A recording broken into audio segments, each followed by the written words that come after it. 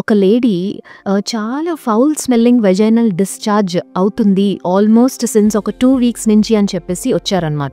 అయితే తను చూస్తే డయాబెటీస్ లేదు, అదర్ హెల్త్ కండిషన్స్ ఎంక్వైర్ చేయగా ఏమీ లేదు. అయితే తను లాస్ట్ మెన్సెస్ టైంలో మెన్స్ట్రువల్ కప్ ని యూస్ చేశాను, కాకపోతే అది పడిపోయింది అన్న హిస్టరీ మాత్రం చెప్పారనమాట.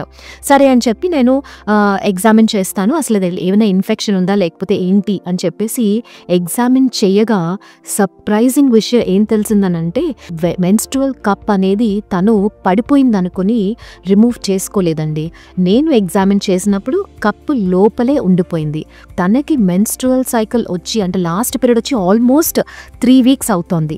ఆ మెన్స్ట్రువల్ బ్లడ్ అంతా రాటన్ అయిపోయి బాగా స్మెల్ అనేది వచ్చి తనకి వెజైనల్ డిశ్చార్జ్ కంప్లైంట్తో వచ్చారనమాట. మీరు మెన్స్ట్రువల్ కప్ ఇన్సర్ట్ చేసుకున్న తర్వాత రిమూవల్ అప్పుడు ఆ స్టెమ్ అనేది అంటే చిన్న కాడలో ఉంటుంది కదండి, సో అది మీరు చెక్ చేసుకోవాలి రిమూవల్ టైంలో అది ఉందా లేదా అని చెప్పేసి. సో అది ఉంటే దాని దగ్గర నుంచే కదా ప్రెస్ చేసి మనం అది రిమూవ్ చేస్తాము. సో అది మీరు రిమూవల్ అనేది అయ్యిందా లేదా అనేది కన్ఫర్మ్ చేసుకోవాలి.